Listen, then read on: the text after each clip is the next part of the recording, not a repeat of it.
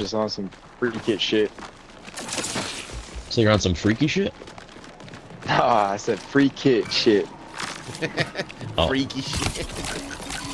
We can get on some freaky shit if you want, though. How's it rolling, ladies and gents? Blunt Hammer here with the Beginner's Guide to Marathon. In this video, we'll cover everything you need to know as a new runner in the perilous star system of Tau Ceti. If you want to be kept up to date with everything Marathon, make sure to subscribe as it truly helps the channel grow and reach others just like you. Now let's get rolling. Death is the first step. This isn't just a tagline, it's reality. You will die. A lot.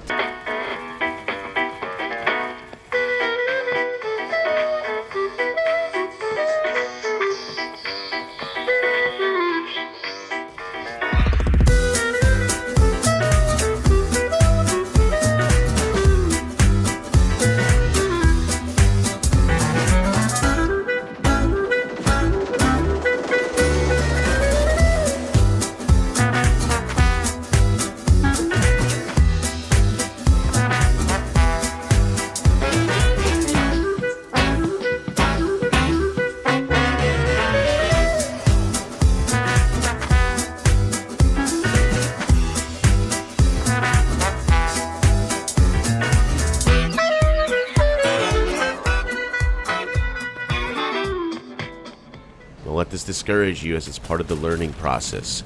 You are being conditioned to learn from your mistakes. All the dank loot you lost and what killed you will stick to your mind like gorilla glue, trust me. Someone who has put in 50 hours in the first 5 days, I learn new lessons every run. My first pro tip is to take each death and loss in stride and use it as an opportunity to learn from your mistakes. Whether it be a team fight gone wrong, UESC bots you underestimated, or running into the same poison plant 7 fucking times as you run back through the same area like a troglodyte during a team fight and you only have one more depleted health kit and no mechanics kits.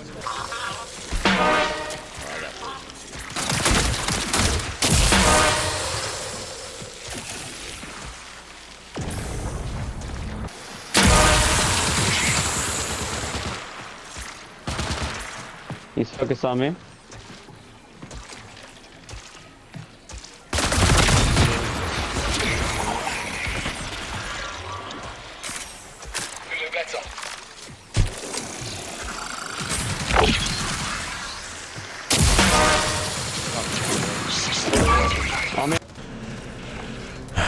Anyways, this will make you a better runner. The name of the game is Marathon for a reason.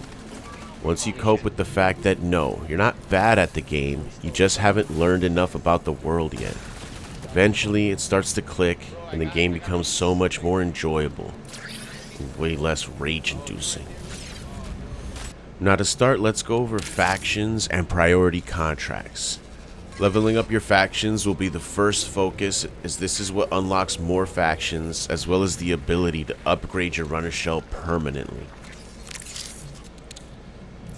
The Agent tab goes over all the information for each faction's AI representative and what you can do to level them up. So you can see here the reputation gains. This is Syak and the representative is Oni. For New Cal you have Gaius. For Traxxas is Vulcan. For Mida is Gantry. For Arachne is Charter. And for SecGen is Nona. Aside from those faction-specific tasks, contracts will be the main source of experience for each faction. Some of these can be done casually regardless of if you die or fail to exfil, but some require more focus as they must be completed in a single run, and some even require a successful exfil, which I will be calling successfil going forward. I would recommend finding guides for these objectives before you attempt them, as you will have a better understanding of where you need to go and what you need to do. For example, this outpost one for Mida, in a single run I need to download shipping manifest from terminal in Northwest Processing. What does that even mean? Scan tagged containers in airfield, hack second floor terminal. So some of these you just want more clarification. I recommend looking them up before taking them on. I will be working on guides for all the contracts, so be sure to subscribe to be notified when they drop. You want to take care of priority contracts first and look to unlock each faction as you do. Once you have no more priority contracts, you want to focus on the standard contracts for more XP gains. If you find a task to be too difficult or bothersome, you can re-roll them for 150 credits, but there is a limit that I believe resets every week, maybe? I'm not sure yet, because this contract for Sayak, I used all my re-rolls, and the other day it said 12 hours, but now I see it says 163, 164 hours, which is next week. So I don't know if this is a bug, but just keep that in mind as you're working through your contracts. Then the final thing, if you might think that you're out of contracts completely, but actually just look at here. It says new cow rank 20. I'm only rank 16. So once I hit new cow rank 20, I'm going to get more priority contracts. Whereas Sayak, I believe I finished all the priority contracts. There's no other option saying they're depleted and they will unlock later. So just be sure to keep an eye on that. So I still have some new cow, Traxxas ones that I need to work on. As well as Arachne's all done for priority wise. So just keep that in mind. You think you might be done, but there's actually more to do, and try to get these done as soon as possible. Now, as you level up each faction, you begin to unlock upgrades. Now, these upgrades allow you to permanently improve your runner, as well as unlock items for purchase in the Armory, which we'll go over later. What I recommend focusing on first is any permanent shell upgrades that fit your playstyle, followed by any weapons you want to unlock for purchase in the Armory. The very first ones I recommend getting are more vault space and less heat generation from Cyberacme, or Sayak for short. Each faction has a different focus, so choose what's best for your playstyle. Sayak is general upgrades to your shell, as well as backpacks and key templates. New Cow gives you shields and consumables. Traxxas gets you weapons and weapon mods. Mida gives you a mix of equipment, implants, and consumables. Arachne increases melee damage and offers great weapons like the shotgun, as well as a few mods and implants. And SecGen mainly unlocks shell-specific cores, but most importantly, a permanent upgrade to your tactical and prime abilities cooldown. So let's go over just a few of the upgrades so you can navigate this a little better. As you click each one, you can see over here what it is, what rank is necessary, and how much it costs. So you need credits, you need salvage like unstable diodes and unstable gunmetals to increase your vault space. Now when you find something that you want to do and work towards, you can see here I only have 5 unstable diodes, but I need 30 of them. Now I can go here and I can actually track them with this key and untrack them. And then what that does is it puts a little icon here, a little eyeball that tracks what items you're looking for. So when you're in-game looting, you open up the container and you see this little icon pop up as it's being unlocked. So you know that this is something that you're looking for and you want it.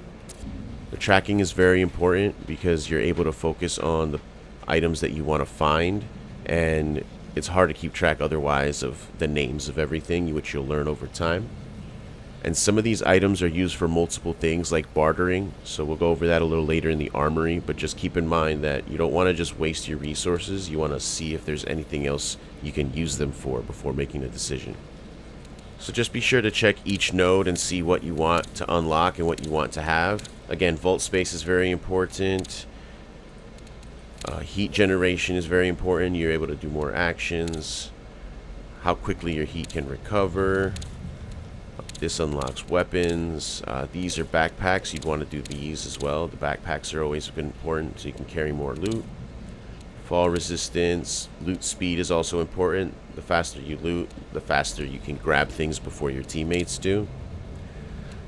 Loot siphon. So you get extra tactical ability when you loot an item that hasn't been looted before. These keys are very important. We can go over these keys later. Each faction also has these capstone upgrades that unlock as you unlock nodes. So after you have a certain amount of nodes unlocked, each of these capstones becomes available.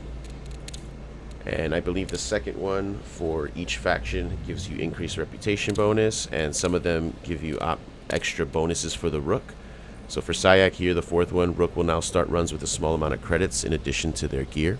So this is a great way to upgrade your Rook shell, which we'll go over later. They're the scavenger class. If you're seemingly broke and have nothing good, you can go in as a Rook and try to become rich.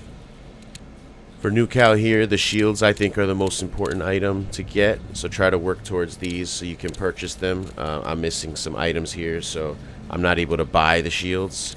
And they're relatively cheap, but you want to try to unlock these so that way, even if you lose all your stuff, you can just go in with a few credits and buy some of the basic needs.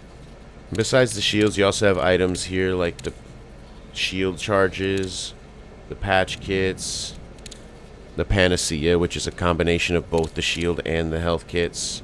You have self-reses here, so you have a lot of really good upgrade options here.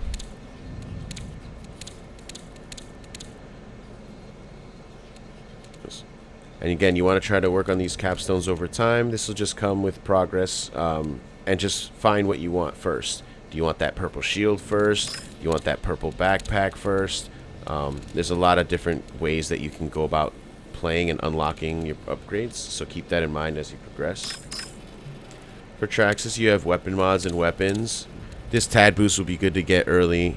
The TAD is a device that you can use in-game that pings everyone in a set radius, and this will increase that radius, and it's reusable. You can use these as many times as you want. I think there's a cooldown for them, but they're on every map and they're always in the same location. You can also find weapons that you like. For example, the M77 AR is a good one. The bully is also really good, so you can unlock this if you want to be able to purchase them in the store without having to find one. But take a look at all the different weapons. The sniper is probably one of the better priorities to go for first. And again, it's just catering to your playstyle. However you want to play, look for that first, and then try to focus that side of the tree. For Mida here, you have equipment like claymores, you have implants, antivirus packs, which are important for certain events in-game. For Arachne, this will probably be the very first one I recommend getting, is increasing your melee damage. You can also increase your finisher siphon. Essentially, when you down a runner and you execute them by finishing them, this will increase the amount of shield recharge you get after you finish them. Also, the shotgun is incredible. One of the first upgrades you can get. You can only at rank 7 you can unlock this for purchase, and I think it's 6,000 credits. So that's something you can do as well. And the railgun, I haven't tried myself yet, but I hear is also very good.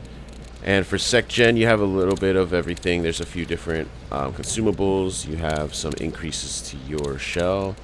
A lot of these are cores for the different classes.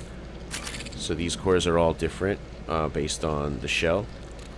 And I think the most important ones are these two down here. The tactical recovery reduces the cooldown of your tactical and trait abilities, and completely fills your tactical ability charge at the start of a run. This one right here is probably one of the most OP ones, because you can start a match with your tactical ability, and it's just, so yeah, this stuff has got to be meta. Now, the most important loot in the mid to end game are salvage, weapon mods, schemas, as well as keys and key templates. The reason salvage is so important is because you need them to purchase items once they are unlocked in the Armory. So if we head over to the Armory, you can see that each faction has its own set of wares, and these items match the upgrades that you're unlocking in the tree.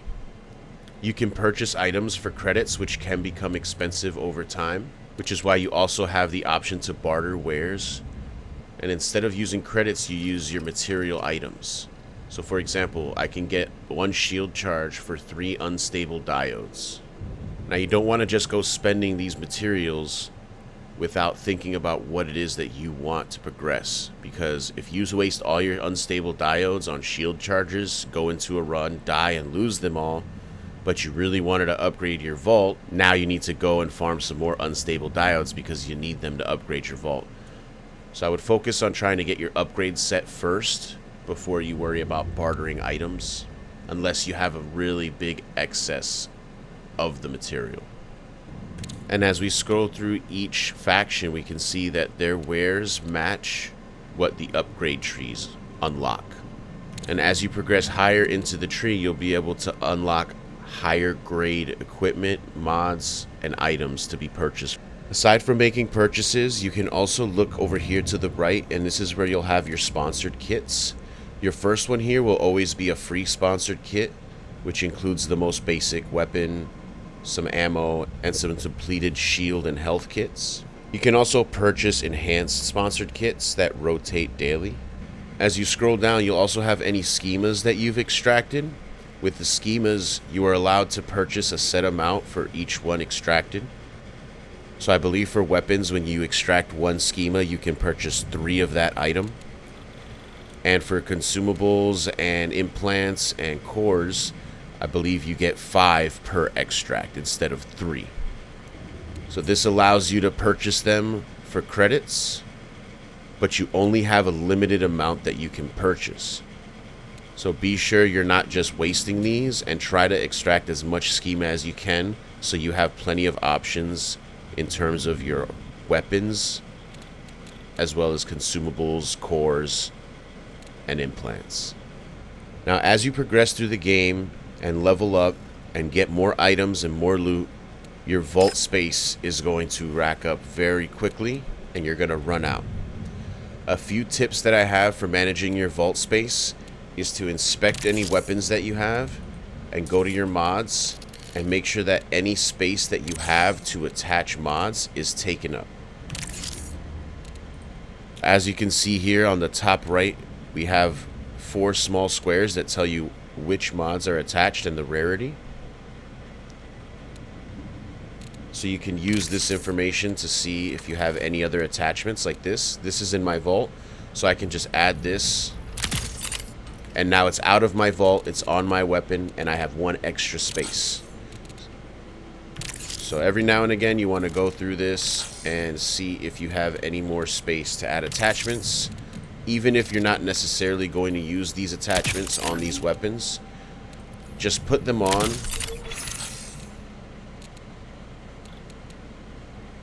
so that you can save the space in your vault.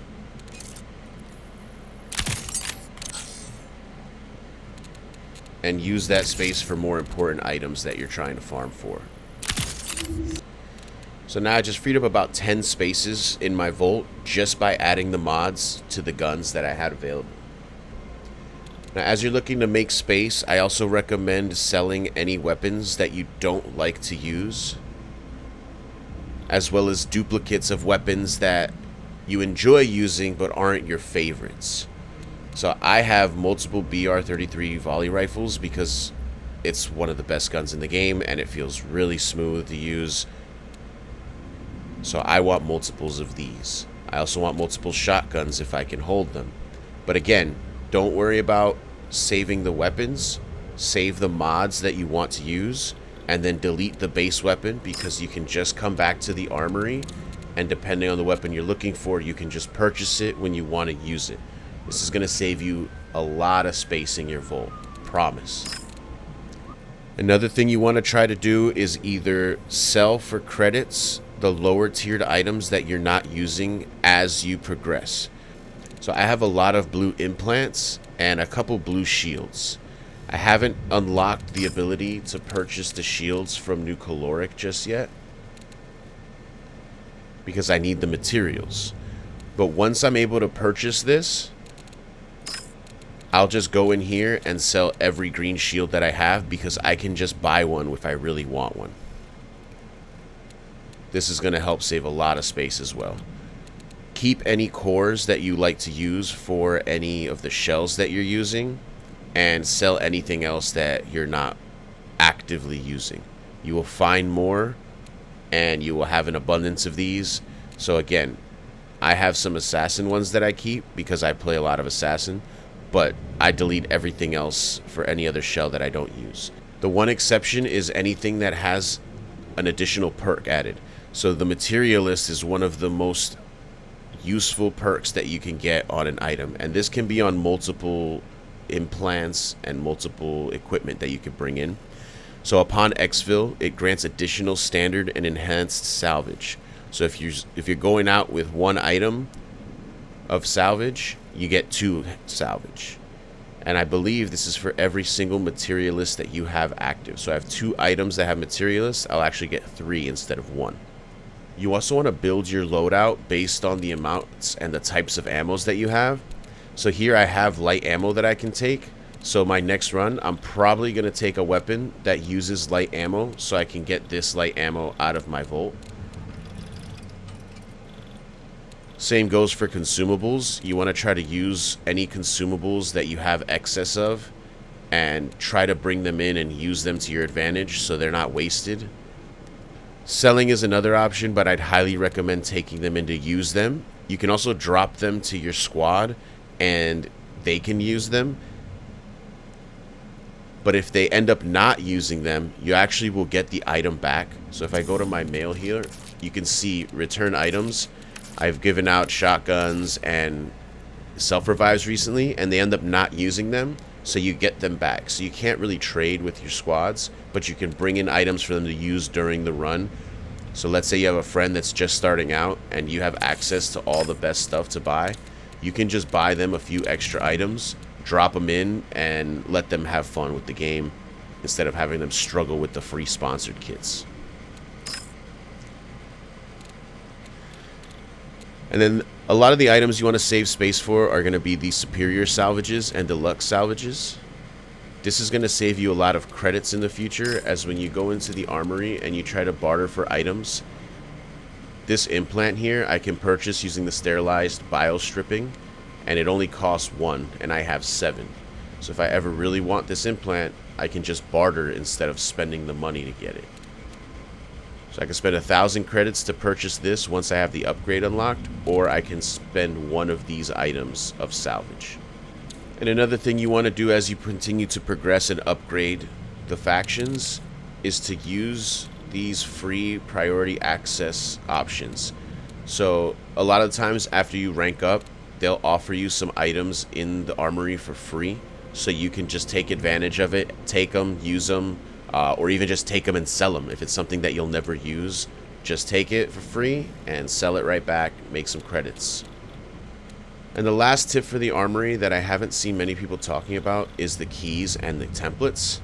So these actually allow you to create a template for a key, which will unlock one of the doors on the maps, which have exceptional loot. So if you take this key and you purchase it, what you need to do is you need to bring it into a zone and then exfil to create a key. Now I haven't been able to successfully do this yet, as I'm still looking for the items, and the first one that you get when you unlock it, you get for free, and unfortunately it's a fragile item. So when you're down but not out, the item is destroyed. So you don't even have to die. Just getting downed is enough to destroy this item. So you need to play very carefully, and you want to extract with this as soon as possible, so that way you can get one of the deluxe keys, which I imagine is randomized, or it may be a key to the zone that you exfilled from. I'm not sure yet. I will test it more and get back to you on that. But this is a really, really easy way to guarantee you can get keys and then use those keys for more loot in those locked spaces. There's even a superior key template, which you need shell IDs for, and I assume this gives you even better loot from better locked rooms. So there's a lot that we need to do, a lot to learn to get these, and these are upgrades from Cyber Acme. So I would recommend trying to work on getting this one set once you have a few of the basic, like the expansion and the heat generation. You want to try to work on getting these keys and work with your squads to verify and pretty much guarantee that you can exfil with these, so you guys can get even more loot. Now, selecting your shell is going to have a huge impact on how you play the game. Roll. You can change them as frequently as you want in between runs, and each have unique abilities and passives. I recommend playing each one to find a playstyle that works for you, as well as to learn what abilities to be on the lookout for from enemy runners. I am ready. Book online. Ready to run. So destroyers focus on offense and defense. Their prime ability is search and destroy. You activate shoulder mounted missile pods, which when you deal sustained damage to targets, launches homing missiles, which immobilizes and deals damage upon impact. So this slows people down. You also have a tactical ability is your Riot Barricade, which is a giant shield that you hold up. You also have a thruster that you can activate while airborne, which moves you in a horizontal way. And a tactical sprint, where you can double tap on your sprint button to sprint even faster at the cost of additional heat. Get the loot. The get Vandal out, is your die speedster trying. shell. Their prime ability is to amplify, which reduces the amount of heat that they generate when using movement abilities, and also increases weapon dexterity. Their tactical ability is a disrupt cannon. You can overcharge this and it shoots a blast, which deals damage and also pushes runners out of cover. So if someone is hiding behind cover and you know they're there, you can charge this up, shoot it towards the floor near them, and it'll push them really, really far away. The first trait for Vandal is microjets, and you can activate double jump to go up higher at the cost of additional heat. And every time that you slide, it's a supercharged slide that also generates additional heat, but lets you go much further. The recon shell is used for threat Intelligence detection. like a weapon. Must be honed. The Q ability releases a sonar pulse that pings nearby hostiles, and this is all hostiles including UESC bots. It also shows what shields they have. So this is a good ability to use. Highly recommend inside of buildings, not out in the open, because you can see what's in the open and it doesn't really go that far. You mainly want to use it inside of buildings so you can see through the walls. You deploy a microbot that tracks down nearby hostiles and explodes, and it deals damage while also overheating them, which causes them to not be able to use any of their movement abilities like sprinting or double jumping or sliding. And their first trait, interrogation, is very interesting. Actually, it's very useful. When you get pinged by a hostile enemy runner, you automatically receive a warning on your HUD. This shows up on the right side of the screen. So whenever somebody pings you, it alerts you that they're seeing you. And the other part of this trait is that when you perform a finisher on a runner, it pings their crew. So if you have a recon on your team, you want to try to see if you can get them to finish off any down targets, so that way you guys can find out if there's any more of their crew around, and if so, this will help you take them out real easy. And their second trait is the Stalker Protocol. So when you break someone's shield, they'll leave behind a lingering holographic trail for a short time, so you can follow them and find out where they went. And the Assassin's Shell, one of my personal favorites. For the prime ability is a smoke screen. You throw a disc that emits lines of smoke fields in front of you, so it's a giant, huge smoke field. And you use this with your second trait, Shroud, that will automatically make you invisible anytime you're in any kind of smoke. So whether it's a smoke grenade, your smoke screen ability, an enemy smoke screen ability, any smoke, you will be invisible when you're inside. Your tactical ability is the active camo, which you can activate to become invisible. Any offensive actions like taking damage or using abilities or consuming any kind of health kits or shield kits will disrupt your invisibility temporarily. This is really good for soloing or for handling the UESC bots. If you're trying to get from one location to another, you can just throw on your active camo and the bots won't bother you at all. And the other trait, Shadow Dive, if you hold the button while you activate it airborne, you'll slam down and put down a small smoke field for a short limited time. Feedback loop Triage cycling. is your medic. Fix a kit ready. Their prime ability, Reboot Plus, allows you to hold down the primary fire button to lock onto hostiles, which then EMPs any hostiles that you hit, which makes it so that they can't use any of their abilities. And you can also automatically revive any down teammates, whether they're down but not out or completely eliminated and there's just a bag sitting there. You can shoot this at it and then you'll be able to instantly revive them, which is huge. You can also actually revive both of your teammates at the same time with one use, as long as they're close enough together, and you can do damage and EMP a hostile while also reviving your crewmate. So Triage is easily one of the top 3 best shells in the game. Their tactical ability, Med Drone, also automatically restores health or recharges shields. and it also prevents your allies from bleeding out when they're down, so they won't just automatically die on their own. And then if both of your squad mates have med drones, they don't even have to be your own med drone. If you have 2 or 3 triages on your squad, as long as each person throws their own med drone onto them, if whatever triage uses a medical consumable, will actually go to every single member. So this is very useful if you're doing the lockdown in Dire Marsh for the antivirus pack. You can have the triage give everyone med drones, use the antivirus, and it gets shared between everyone. And their second trait, battery overcharge, diverts energy from the cooling systems, which essentially produces heat and boosts the performance of your weapons. And if you have this active and you break a target shield with a Volt weapon, it EMPs them, which stops them from using any of their abilities. And lastly, we have the Thief. The Thief's prime ability is a pickpocket drone, so you can deploy this drone, fly it around, and then use the tether to loot from either people, open doors, collect loose loot, and when you hit somebody with this, it'll take their highest value item from them and just drops it on the floor. A lot of people are also using this drone and throwing claymores on top of the drone and then flying it right into enemy teams. It's ridiculous. The tactical ability grapple device is just a standard grapple, allows you to pull yourself in the direction you're going. The first trait, X-ray visor, allows you to look through walls and see the color of any lootable containers, and you can see the color of the highest rarity item that's in there.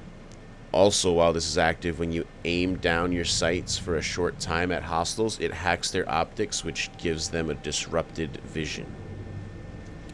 And their second trait, they gain increased weapon handling and accelerated grapple device recharge rate based on the number of items in your backpack. So the more things you're holding, the quicker your grapple will recharge and the better your weapon handling. Finally, we have the Rook. Steady. The Rook is a specialty shell used only for soloing. You can't use the Rook going in with a squad. And it's essentially a scavenger class. Rooks get thrown into matches that are already in progress. And the point of using the Rook is to go in and scavenge as much as you can. Whether it be materials, weapons, whatever it is you're looking for. You can go in and look for locations where there's already been runners and try to scavenge up whatever loot is left over. You can also go up against full teams as a Rook, so you want to be careful when you engage. And that's when the ability comes into play. Their tactical ability activates a temporary holodisplay mask to deceive the UESC forces, making them unaware of your presence. So when you activate this, as long as you're not sprinting or taking damage, none of the bots will bother you. So you can blend in with all of the AI bots and use this to your advantage. When you find other teams fighting bots, you can blend right in and take them by surprise while they're engaged with the other bots. And their prime ability is recuperation. It's just a way to slowly restore health, but it gets interrupted if you take damage, so just be wary of that. When you play as a Rook, you can't get any contracts done, but you can still earn XP towards the factions. And as you upgrade your different factions through the capstones, there'll be extra bonuses attributed to the Rook. So you can come in with better gear, more gear, some credits. You can get enhanced weapons right at the start. So definitely look to upgrading those capstones so that your Rook gameplay can be that much more easier from the start. I know that's a lot of info to take in, but once you have your contracts selected, your shell chosen, and your loot sorted, you can finally spark it up. There are 3 different maps to choose from. You will start in Perimeter and eventually unlock Dire Marsh and Outpost. Each map has their own unique look and dangers that you will get to know better as they destroy you countless times. UESC bots, turrets, ticks, poison plants, raining fire, UFOs with tentacles that slow you down and suck you off, other players that slow you down and suck you off. Take every threat seriously, as anything can unexpectedly ruin a run. Manage your heat meter by taking advantage of crouching and using the rain and water in the environment to cool your shell faster, allowing you to sprint more often. Take advantage of the incredible sound design and listen for any kind of hints as to what is happening around you. Gunfire, explosions, runners being revived or activating an exfil point, and especially footsteps. Big, slow, clanky footsteps tend to be UESC bots slowly roaming about, whereas lighter, faster ones indicate there is a runner nearby. Use all of these things to decide your best course of action.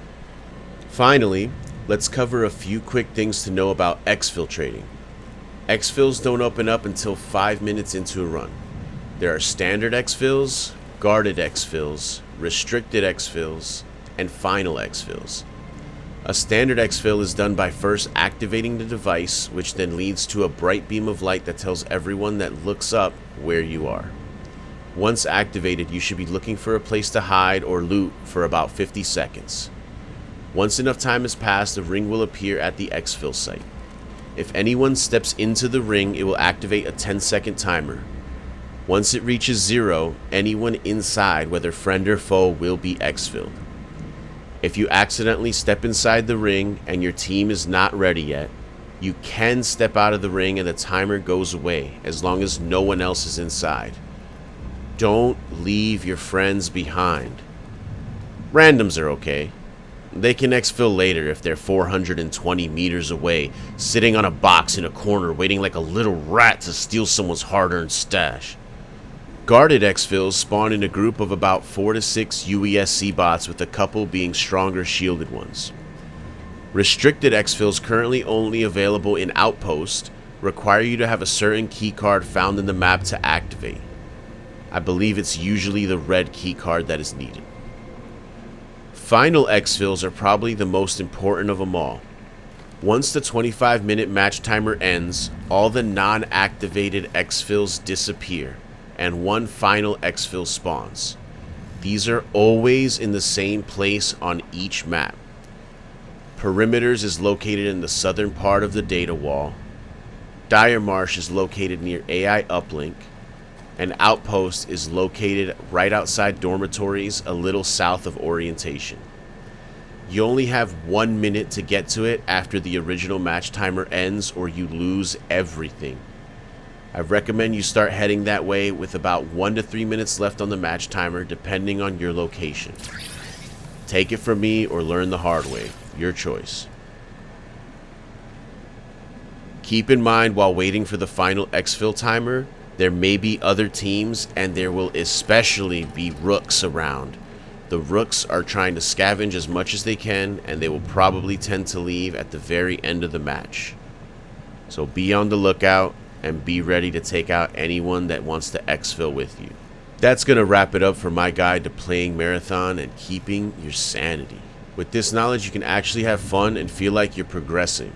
I'll be doing more videos for Marathon, including priority contract guides, builds, secrets, and of course, where to find all the best loot.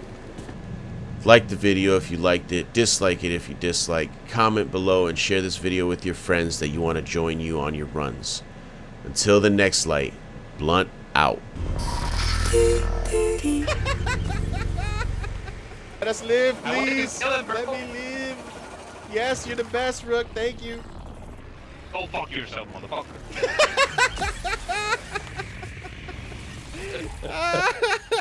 Go fuck yourself. I wanted to kill him, bro.